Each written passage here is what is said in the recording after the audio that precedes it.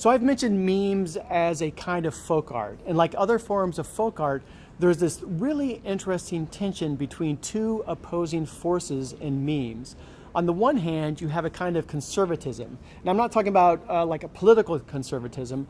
I'm talking more about like conservatism in the laws of the conservation of matter. You just can't make things change because there's this kind of willingness to stay the same.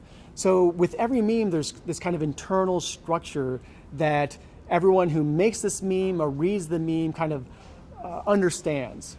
At the same time, there's this opposing force, we might call it dynamism, that is always trying to do something new, always trying to kind of push the envelope a little bit.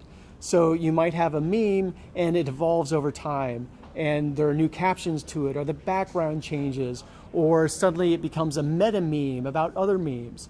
That tension between wanting to stay the same and wanting to kind of introduce novelty is a really interesting dynamic, and I think you can see it in just about every single meme on the internet.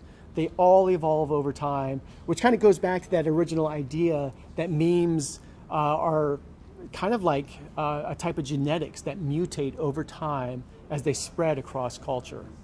A really interesting question to ask about memes is, who makes money off of them? So I've talked about memes as a kind of folk art that don't belong to anybody. The people make them, there are no names attached to them, they're by most accounts anonymous, but yet there are companies making money off of these. So take, for instance, Gephi. This, you can get a Gephi keyboard.